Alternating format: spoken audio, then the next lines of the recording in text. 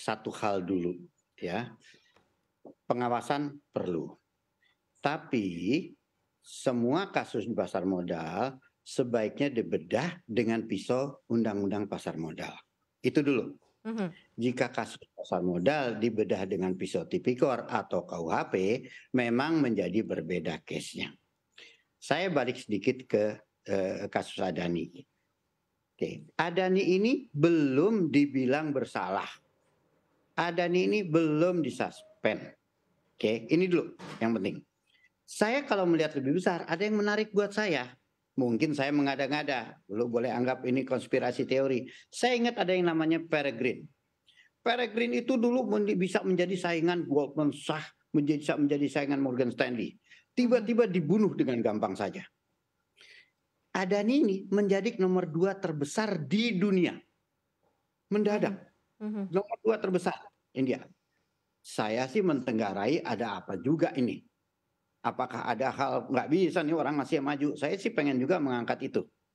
Tapi balik ke skala mikronya sedikit di bawah pasar modal, sebenarnya pengawasan OJK dan bursa sudah baik. Informasinya sudah baik. Tapi memang ada beberapa hal. Misalnya di dunia sudah dibilang jika di Indonesia jika ada hal yang bisa mempengaruhi harga saham, maka 2 kali 24 jam. Benar nggak Mas Ryan? Harus diumumkan. Di dunia udah seketika. Misal nih hal demikian. Mungkin beberapa hal mengenai peraturan kita mulai ikut tuh ke dunia. Oke, itu contohnya. Tapi khusus mengenai goreng-gorengan, saya tidak percaya bursa akan bikin peraturan yang menganakmaskan atau anaktirikan dan menuduh tanda kutip perusahaan diperdagangkan dengan tidak benar. Saya tidak percaya. Itu menurut saya itu hoak lah, bursa akan bikin itu. Oke. Oke. Karena nggak ada tuh definisi saham gorengan, nggak ada itu. Oke, baik. Mas Ryan, sebenarnya kan kalau kita di sini masuk ya ke dalam praktik melindungi investor, kan sudah ada aturan ARB, ARA nih. Apakah ini juga cukup nggak sih sebenarnya untuk jadi warningnya investor untuk terkait saham-saham tertentu pastinya, atau kemudian juga ada lagi UMAB gitu ya kalau misalnya geraknya tidak wajar. Nah, ataukah memang sebenarnya ada langkah yang lebih jauh lagi untuk melindungi investor retail di Indonesia mekanismenya, Mas Ryan? Iya, baik. Iya, yang pertama ya, kalau menurut saya apapun kebijakan yang diambil pasti akan ada blind spot-nya. Artinya ketika kita bicara mengenai auto reject gitu ya, lalu ada pembatasan saham yang paling bawah adalah RP50 gitu ya. Sebenarnya orang jadi punya orang-orang pemula justru malah bilang kalau gitu saya beli aja harga RP50 orang harga sudah paling bawah. Jadi salah paham juga gitu loh. Jadi mau apapun kebijakan yang diambil pasti akan ada blind spot-nya gitu loh, mau yang paling canggih sekalipun. Nah, memang pada akhirnya kalau menurut saya dengan kecepatan informasi yang hari ini ada, masyarakat itu sekarang terbalik ya, bukan kekurangan informasi. Informasi mana yang bisa dipercaya gitu loh. Ini menjadi perkara yang berbeda daripada saya belajar 19 tahun yang lalu. Kalau dulu itu mahalnya luar biasa, mau ngapa-ngapain bingung. Hari ini begitu gampangnya orang itu bisa membuat sebuah informasi yang keliru tapi dipercaya oleh banyak orang karena dia masanya besar. Dan itu bisa menggiring harga loh.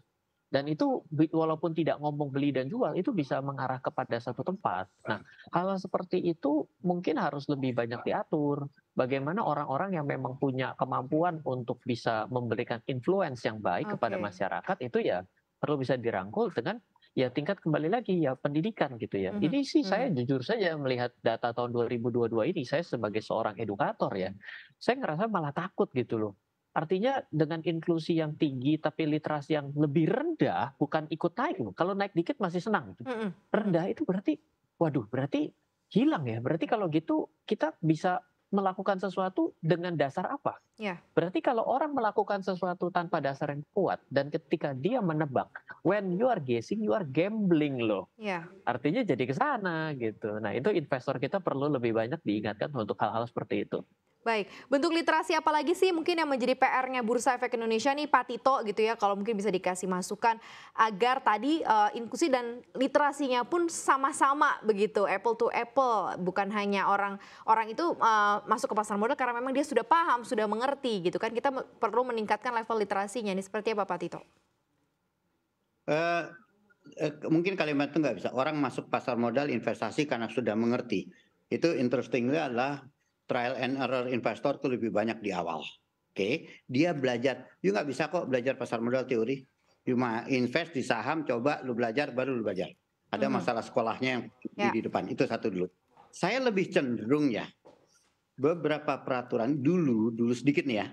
Dulu itu bursa itu diaudit sebelum masuk FIBV. Oke, World Trade Action gitu ya. Nah, World Association of Stock Exchange lah gitu ya. Nah, sekarang peraturan kita sudah berbeda. Contoh konkret tadi lah. Kalau di kita, kalau ada sesuatu yang bisa mempengaruhi harga saham, kita punya waktu 2 kali 24 jam laporan. Di negara lain udah seketika. Contoh konkret. Menurut saya peraturannya dulu. Tapi Mas Ryan benar, di bursa efek itu, di pasar modal itu, peraturan ditutup, bolong di sini, tutup di sini, bolong di sini. Kayak istilahnya tadi blind spot. Akan selalu begitu. Oke, akan selalu gitu. Jadi menurut saya sih, kita perkuat di regulasi dan peraturannya. Baik. Mengenai edukasi dan literasinya, memang itu banyak yang berperan menurut saya sekuritas, karena ujung tombaknya itu adalah para dealer. Nah, edukasi dealer yang penting. Edukasi investor biasanya dilakukan oleh dealer lebih cepat kok.